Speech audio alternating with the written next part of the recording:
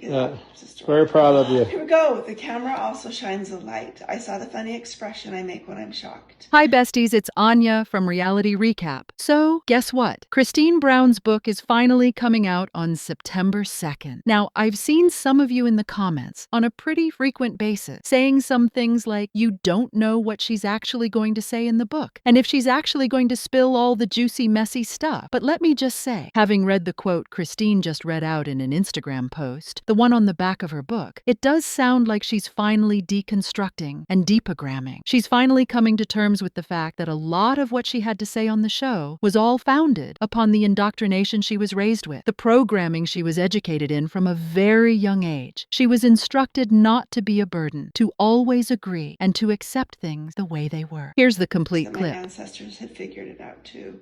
Strong women, all of them. Wow, that's cool. The reality is that when it comes to where the family's roots of polygamy come from, Kody is the only one who was actually seriously involved. Her family on both sides of her mother and father include polygamy.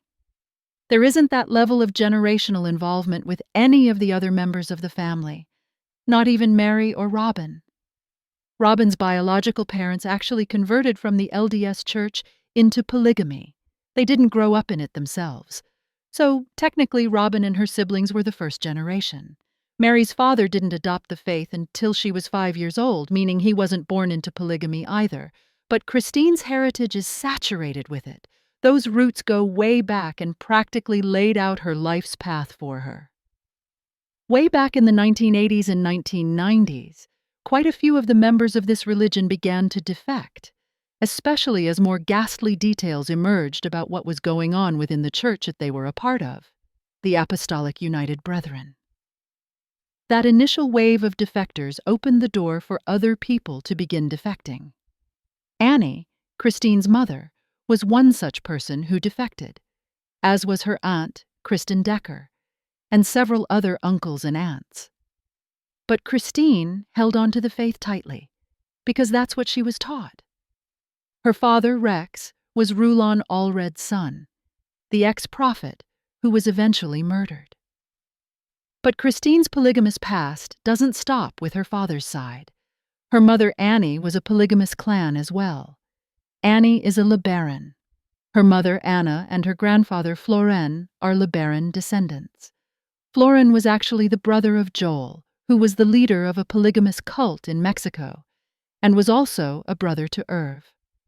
Floren then left his wives, and Anna just so happened to be adopted by Owen Allred, who turned out to be one of his wives.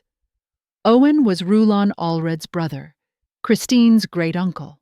So technically, yes, Kody's mother's grandmother was married to her great-uncle Owen. That's how deeply Kody is invested in the system. Therefore, for Kody, breaking out of that world is not even what the others experienced. Mary, for instance, spent part of her childhood living outside the faith for a few years. And although Mary mentioned her dad had many wives, most of whom left him, his success in polygamy may have been exaggerated. But in the case of Kody, the Allred name is basically the practice itself. So when Kody departs, it's on a whole other scale. She didn't have any kind of life outside of that system, except through relatives who had left. And even those who left were branded early on as evil, hell-bound, and better off dead than associated. Men and women who had left were considered lost. And that is the message Kody grew up with. Her devotion to the religion was strong, so when I sit and consider what she's going to put in her book, I'm not expecting a tell-all full of scandal about Kody or Robin. My money? It'll be less about what went down in that world and more about what it's like to have grown up within it, to come slowly to understand that everything she believed could have been a fabrication. I think that this memoir would have the same emotional arc as Jill and Jinger Duggar's, the narratives of peeling back the layers of indoctrination, facing off against the reality that you don't believe anymore, and then wondering what's actually real. Kody's religious background is different from Jill and Jinger's, of course. But I picture the path being the same. Years of believing sorted out. Because exiting polygamy isn't like uttering, "I don't believe anymore." And it's not just Kody didn't fulfill my needs, and I left. There is an entire system in place to get her to stay, to shame her into staying. That's the battle Christine had to fight. As Christine chose to walk away, part of that self-awareness was understanding that by walking away, and by speaking out to say, "I don't think this works anymore," as she's now spoken out to do, she was placing herself on the target list. That disparagement would not only issue from strangers, but from her own family members and her former church congregation. Christine has openly admitted that interactions with followers of the faith, especially those who remain in it, have been mixed. There are some who don't even want to talk to her, shutting her off entirely and labeling her an apostate. There are others who have been more accepting, willing to talk to her, even hug her. That reaction is quite reasonable, especially since the church teachings frown upon having anything to do with apostates at all. And by writing this book, Christine is essentially playing that role. It's a powerful and emotionally intense step for her. Becoming an apostate, especially from a group like this, doesn't come without consequences. I've personally witnessed what happens in these situations. One member of my channel, Ellen, who also comes from this same group, has experienced the kind of treatment Christine might face: rejection, judgment, emotional trauma. And it's not even from the church members still inside. It can be even from other former members. That's how crazy leaving is. On the surface, it could seem like all neat and tidy on TV, like there's an easy-cut, clean divorce. But come on. Behind closed doors, there was likely crying, fighting, pain, and anger. I bet there was deep sadness, perhaps even rage, over what Christine had to endure. So when I think about her new book, I don't believe it's going to be solely about what we saw with our own eyes through the lens of the show. It'll likely delve deeper into the truth of what it was like to depart. There are already a few books on polygamy, after all, that can offer information. Her aunt Kristen Decker, for instance, wrote a powerful one about her own experience. And Kristen's brother Jay has just released a memoir from the perspective of a man, which was quite eye-opening. He described the inner conflict men are under, specifically the ones who are not naturally narcissistic. The system compels them to be dominant, alpha types, and for those who are not, it can completely destroy them. He continues with how the men aren't actually held accountable for anything in that system, and how tragic that is for a woman who's just wanting to live a good life. I am not saying Christine's memoir will please every demand for every reader. When someone appears on reality TV, everyone anticipates complete honesty, like they owe us all the unvarnished, gritty reality. But in all reality, nobody owes us everything. To me, the biggest lesson is that she's out there presenting herself as an apostate, and that matters. It is giving her an opening to be a light for women still held captive by this way of thinking. She can be the one to show them an exit. Yes, she had means, money, fame, so her escape was a little more possible than anyone else's. But if her tale gets one person to fight or flee, that's huge. That in itself is more than I could ever ask of any Brown family member. They're never going to do what I'd hope, because they're not me. But if they can simply acknowledge that what they were involved in was a construct, that's something. We'll have to wait and see if Christine touches on how her actions may have impacted others, those still in or already out of the group, and how they may have been treated by her during her time inside. That's something a lot of former members have hoped she'll confront. But every journey is personal. In summary to this video, I just want to comment. Kody Brown recently made a cameo video for a woman buying a house.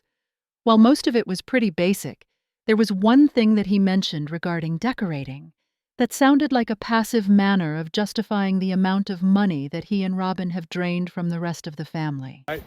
Don't make a situation where it's yours or theirs. In good faith, if I had to select the last person on earth to seek advice about marriage, owning a home, or anything that even closely resembles that, it would be Kody Brown.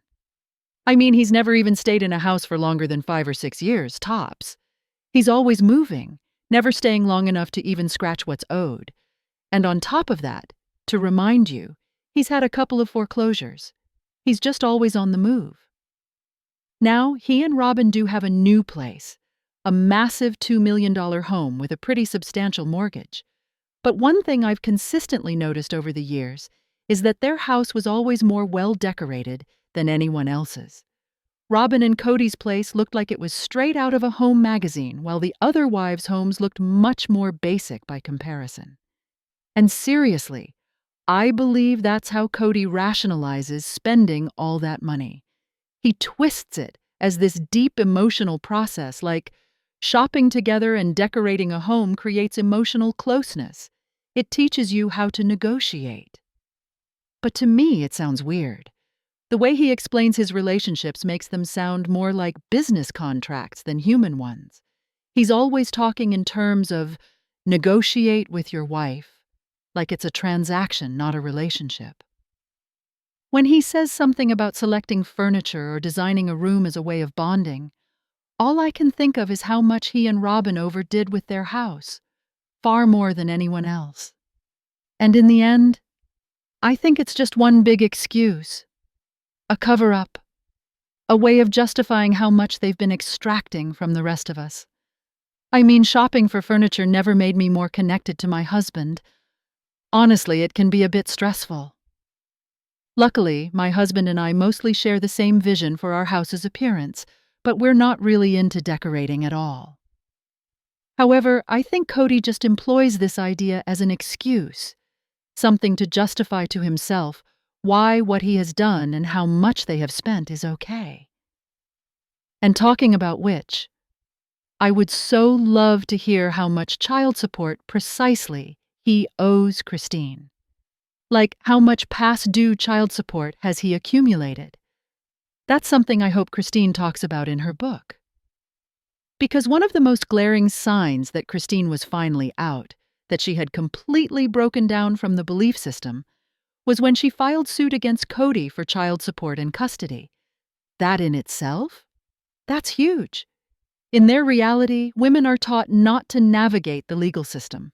They're told to keep it all in the church, to do it quietly, behind closed doors. So when Christine went and filed that lawsuit, I knew she was done. That was in September 2024, and that move was more than anything else a show that she had become apostate. None of the other wives ever made the type of gesture. So let me hear your thoughts now. Leave them in the comments below. Don't forget to thumb up this video if you liked it, and if you're not subscribed yet, make sure to subscribe to my channel. And hit the little bell so you don't miss a new video. Bye, bestie.